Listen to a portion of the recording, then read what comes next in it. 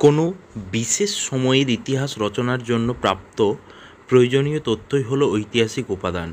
প্রাচীন ভারতের ইতিহাস রচনার উপাদানগুলিকে আমরা মূলত দুটি ভাগে ভাগ করি, একটা হচ্ছে সাহিত্যিক উপাদান আর একটা হচ্ছে প্রত্নতাত্ত্বিক উপাদান।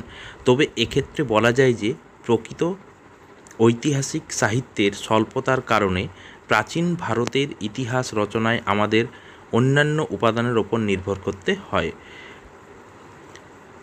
আজকে আমরা এই ভিডিওর মধ্যে জানব যে ইতিহাসের বিভিন্ন গুরুত্বপূর্ণ বই, যে বইগুলো আমাদেরকে প্রাচীন ভারত তথা আমাদের ধীরে ধীরে মধ্য ভারত জানতে সাহায্য করেছে। মধ্য ভারতের ইতিহাস, প্রাচীন ভারতের ইতিহাস, এই বইগুলো পড়ে কিন্তু আমরা অনেক তথ্য পেয়েছি এবং তৎকালীন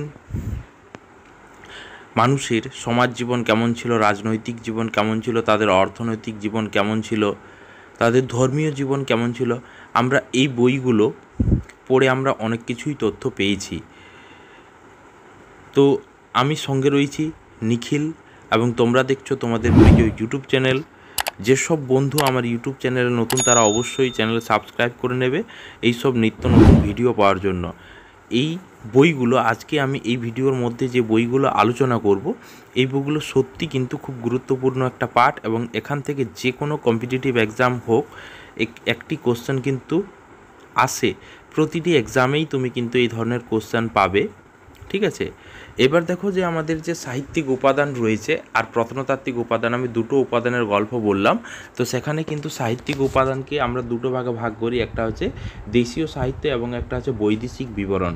আমি কিন্তু এর আগের ভিডিওতে বৈদেশিক বিবরণ সম্পর্কে তোমাদেরকে বিস্তারিত তথ্য দিয়েছি। যারা দেখোনি তারা অবশ্যই ফরেন ট্রাভেলার্স ইন ইন্ডিয়া যে ভিডিওটি আমি বানিয়েছি সেটা অবশ্যই তোমরা কিন্তু দেখে নেবে। দেখো এখানে আছে, আমি আজকে জিএস গুরু পুরুলিয়া ইউটিউব চ্যানেলে আজকে যে ভিডিওটি আলোচনা করব সেটা কিন্তু আসন্ন এক্সামের জন্য সত্যি গুরুত্বপূর্ণ একটা ভিডিও। তো দেখো এখানে আছে প্রথম যে বইটি রয়েছে সে বইটির নাম হচ্ছে অভিজ্ঞান শকুন্তলম। এই অভিজ্ঞান শকুন্তলম বইটির লেখক হচ্ছে কালিদাস, ঠিক আছে। অভিজ্ঞান শকুন্তলম বইটির লেখক হচ্ছে কালিদাস। এবার হচ্ছে হুমায়ুন নামা।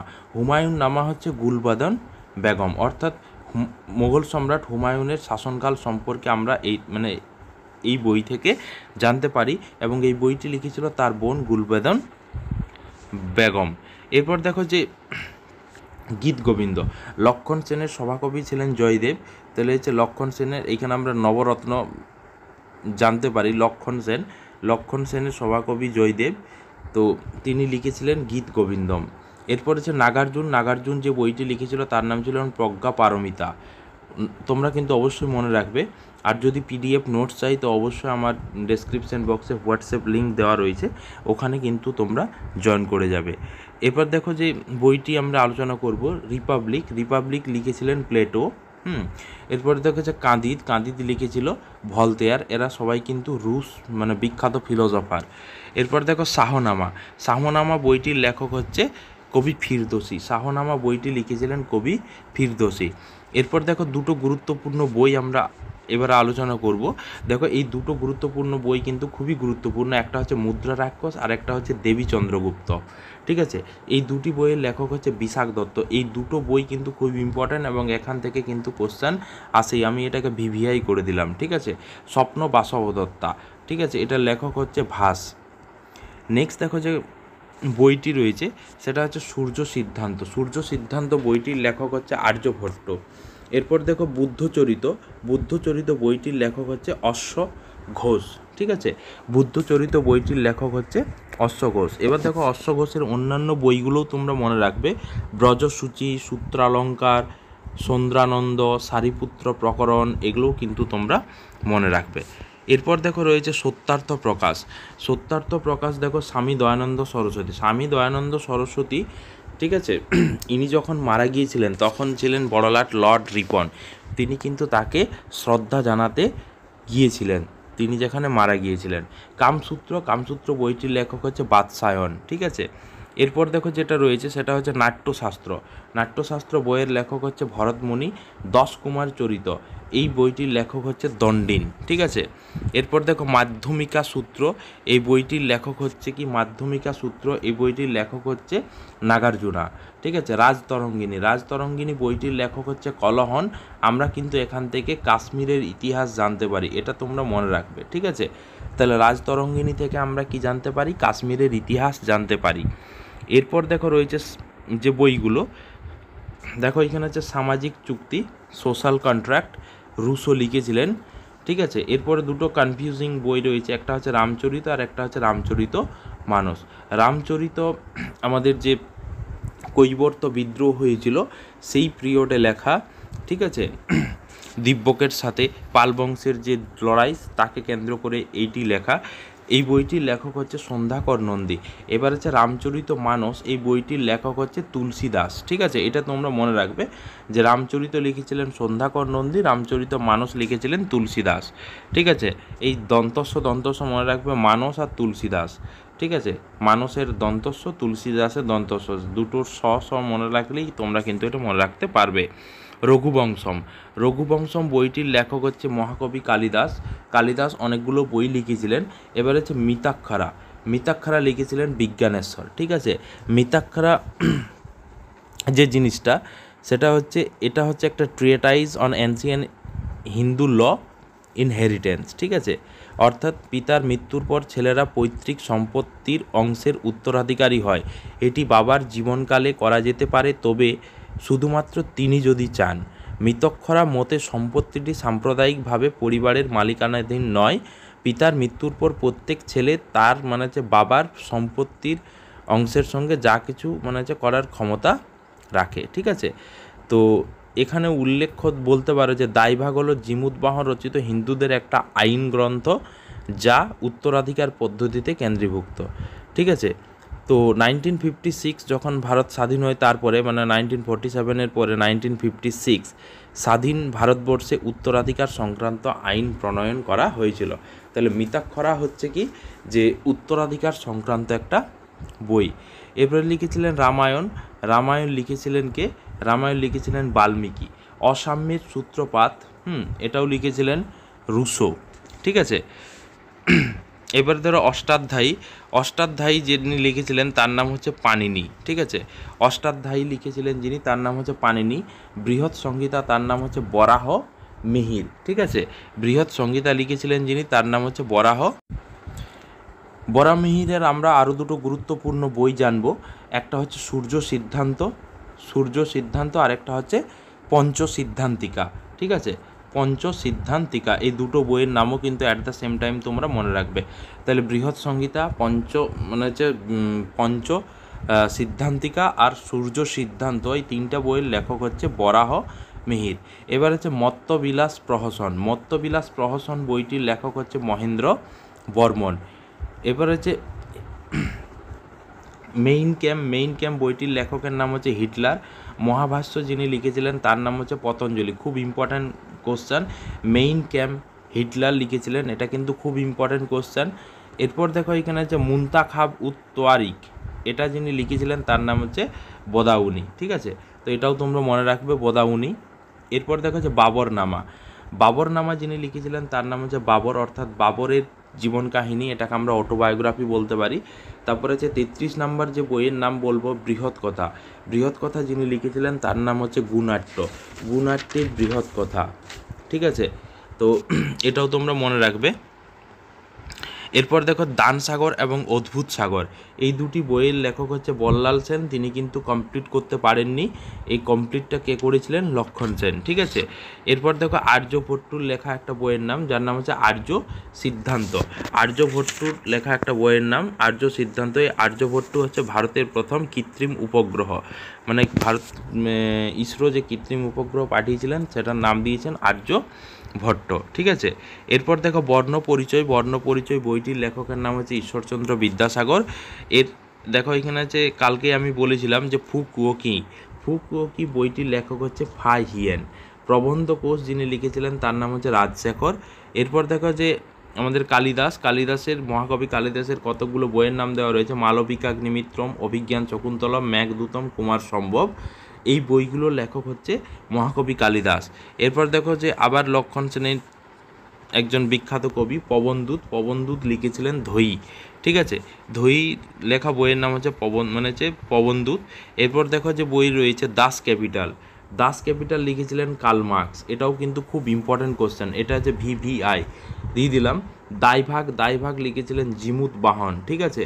এই দায়ভাগ একটু আগেই তো বললাম যে দায়ভাগ হিন্দুদের একটা আইন গ্রন্থ, যেখানে কিন্তু উত্তরাধিকার পদ্ধতিতে কেন্দ্রীভূত, অর্থাৎ এখানে উত্তরাধিকার সূত্র সম্পর্কে বর্ণনা করা রয়েছে।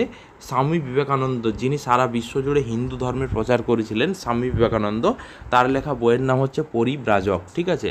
তাহলে এটা মনে রাখবে, তার লেখা বইয়ের নাম হচ্ছে পরিব্রাজক, ঠিক আছে। এরপর দেখো যে বাণভট্টু অনেকগুলো বই লিখেছিলেন, হর্ষবর্ধনের সভাকবি বাণভট্টু, হর্ষচরিত কাদম্বরী, এটা মনে রাখবে যে হর্ষচরিত কাদম্বরী। এরপর দেখো রয়েছে যে অর্থশাস্ত্র লিখেছিলেন কৌটিল্য। এই যে দেখো অর্থশাস্ত্র, আমরা যেমন রাজতরঙ্গিনীতে কাশ্মীরের ইতিহাস জানতে পারি, তেমনি দেখো এখানে আছে অর্থশাস্ত্র অর্থ বিষয়ক হলেও এটার মূল বিষয় কিন্তু আলাদা, ঠিক আছে। এখানে কিন্তু অর্থ সম্পর্কে তেমন কোনো ধারণা দেওয়া নেই। অর্থশাস্ত্র কৌটিল্য বা বিষ্ণুগুপ্ত বা মতান্তরে চাণক্য, বিভিন্ন নামে বিভিন্ন জায়গায় তিনি পরিচিত। তো এই অর্থশাস্ত্রের মূল বিষয় হচ্ছে রাষ্ট্র পরিচালনার খুঁটিনাটি তথ্য প্রদান এবং আর্থিক নিয়ম সংক্রান্ত নীতি নির্ধারণ, ঠিক আছে। এবার ধরো মেগাস্থিনিস লিখেছিলেন ভারত ভ্রমণকারী একজন দূত, তিনি লিখেছিলেন ইন্ডিকা, ঠিক আছে। এরপর দেখেছিল ভার্জিল লিখেছিলেন ইনিড বইটি লিখেছিলেন। এই বইটিও কিন্তু খুব গুরুত্বপূর্ণ। এরপর দেখো যে আরেকটা বইয়ের নাম দেখো এখানে রয়েছে মৃচ্ছকটিকম। এটা কিন্তু তোমরা মনে রাখবে যে মৃচ্ছকটিকম এই বইটি কিন্তু খুব ইম্পর্ট্যান্ট। মৃচ্ছকটিকম এই বইটির লেখকের নাম হচ্ছে শূদ্রক, ঠিক আছে। এই বইটির লেখকের নাম হচ্ছে শূদ্রক, এটাও মনে রাখবে। এরপর দেখো রয়েছে যে রাজনীতি বইটির লেখক হচ্ছে শুক্রাচার্য। মেলিন্দি পঞ্চ বইটির লেখকের নাম হচ্ছে নাগসেন। এরপর দেখো তোমরা হর্ষবর্ধনের নাম মনে রাখবে, থানেশ্বরের পুষ্যভূতি বংশের শ্রেষ্ঠ রাজা হর্ষবর্ধন। তিনি কিন্তু অনেকগুলো বই লিখেছিলেন, যার নাম হচ্ছে রত্নাবলী, প্রিয়দর্শিকা আর নাগানন্দ, ঠিক আছে। রত্নাবলী, প্রিয়দর্শিকা এবং তার সভাকবি ছিলেন বাণভট্টু, এবং এখানে যে নাগানন্দ, এই তিনটে বই লিখেছিলেন হর্ষবর্ধন। এছাড়াও ধরো তোমার বই রয়েছে যেমন এখানে যে সশ্রুত লিখেছিলেন, চরক লিখেছিলেন সিদ্ধান্ত শিরোমণি, তিনি লিখেছিলেন সিদ্ধান্ত শিরোমণি লিখেছিলেন ভাস্করাচার্য। অমর কোষ লিখেছিলেন অমর সিংহ। পঞ্চতন্ত্র লিখেছিলেন বিষ্ণু শর্মা। বৃহৎ কথা মঞ্জুরি লিখেছিলেন ক্ষেমেন্দ্র।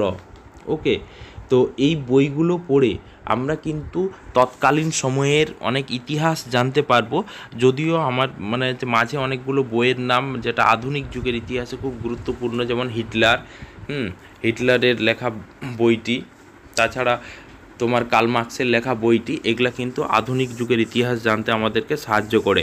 ঠিক তেমনই এখানে যেমন বইয়ের পাশাপাশি বই থেকে যেমন আমরা প্রাচীন ইতিহাস সম্পর্কে জানতে পারছি, তেমনি এখানে কিন্তু লিপি কিন্তু একটা গুরুত্বপূর্ণ ভূমিকা পালন করে, ঠিক আছে। ভারতের বিভিন্ন জায়গায় প্রাপ্ত প্রত্নতাত্ত্বিক উপাদানগুলি প্রধানত আমরা তিনটে ভাগে ভাগ করি। একটা হচ্ছে লেখ বা লিপি, একটা হচ্ছে মুদ্রা, আর একটা হচ্ছে স্থাপত্য, ভাস্কর্য এবং প্রাচীন ধ্বংসাবশেষ।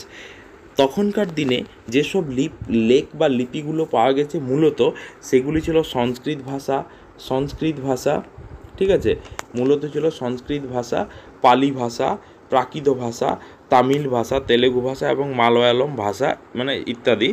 তো সেই টাইমের যেসব হরফগুলো ছিল সেগুলো ছিল ব্রাহ্মী এবং খরুটি, ঠিক আছে। এইগুলি লেখ বা লিপি সাধারণত পাথরের গায়ে বা স্তম্ভ গাত্রে বা গুহার গাত্রে বা তামা বা অন্য কোনো ধাতব পাত্রে লেখা হতো, এবং লেখগুলি সরকারি এবং বেসরকারি উভয় ধরনের হতো। তো প্রথম যে লেখ আমরা আলোচনা করব সেটা হচ্ছে এলাহাবাদ প্রশস্তি। আমরা এলাহাবাদ প্রশস্তি থেকে কি জানতে পারছি, দেখো এই এলাহাবাদ প্রশস্তি লিখেছিলেন কে? এটা হচ্ছে একটা সংস্কৃতে লেখা লেখ, ঠিক আছে। এটা লিখেছিলেন সমুদ্রগুপ্তের সভাকবি হরিসেন। এই নামটা কিন্তু তোমরা মনে রাখবে যে সমুদ্রগুপ্তের সভাকবির নাম হচ্ছে হরিসেন। যেমন আমরা হর্ষবর্ধনের সভাকবি পেলাম বাণভট্টু। তো এখান থেকে আমরা সমুদ্রগুপ্তের কৃতিত্ব সম্পর্কে জানতে পারি।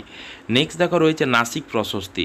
এই যে নাসিক প্রশস্তি বইটির লেখক মানে হচ্ছে যে লেখ, এই লেখক হচ্ছে গৌতমী বলশ্রী, ঠিক আছে, গৌতমী বলশ্রী, ঠিক আছে, গৌতমী বলশ্রী কে ছিলেন?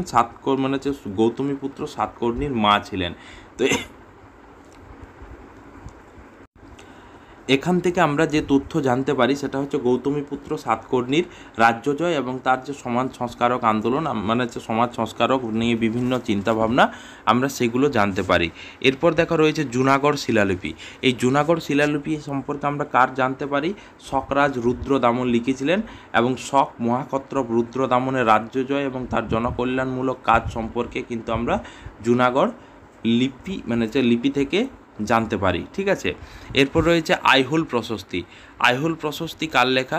আইহোল প্রশস্তি হচ্ছে দ্বিতীয় পুলকেশীর সভাকবি রবি কীর্তির লেখা। দ্বিতীয় পুলকেশীর সভাকবি রবি কীর্তির লেখা।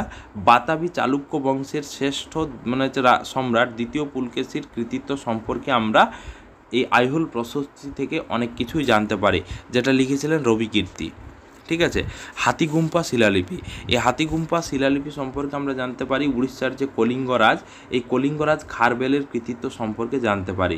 এরপর দেখো যে কিছু গুরুত্বপূর্ণ লিপি রয়েছে এবং তার সেই সম্রাটগুলোর নাম দেওয়া রয়েছে, যে লিপিগুলো পড়ে আমরা সেই সব সম্রাট সম্পর্কে জানতে পারি, সেই রাজ্যের ইতিহাস মানে সেই সময়কালের ইতিহাস সম্পর্কে জানতে পারি। তো প্রথম যেটা রয়েছে সেটা হচ্ছে কলিঙ্গ লিপি।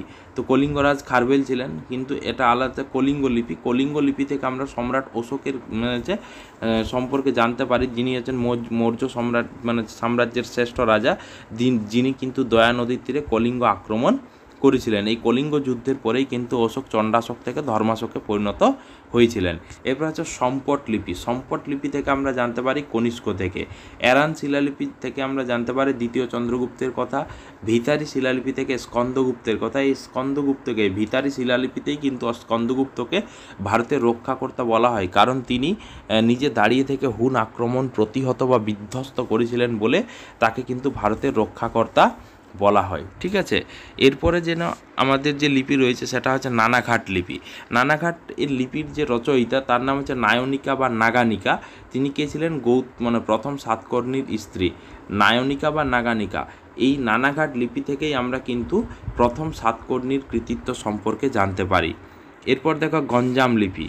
দেখো গঞ্জাম লিপি সম্পর্কে আমরা জানতে পারি শশাঙ্কের, বাংলার রাজা শশাঙ্কের। এই শশাঙ্কের মৃত্যুর পরেই কিন্তু অরাজকতা শুরু হয়েছিল, মাতসানায় শুরু হয়েছিল। শশাঙ্কের সম্পর্কে জানতে পারি গঞ্জাম লিপি থেকে। এটা কিন্তু বারবার এক্সামে এসেছে বোঘাজকই লিপি। বোঘাজকই লিপি থেকে আমরা কাদের সম্পর্কে জানতে পারি? আর্য রাজাদের সম্পর্কে। এটা কিন্তু নন ইম্পর্ট্যান্ট বাট মানে নট হাইলাইটার বাট ভিভিআই মানে ভেরি ভেরি ইম্পর্ট্যান্ট একটা কোশ্চেন, বোঘাজকই লিপি।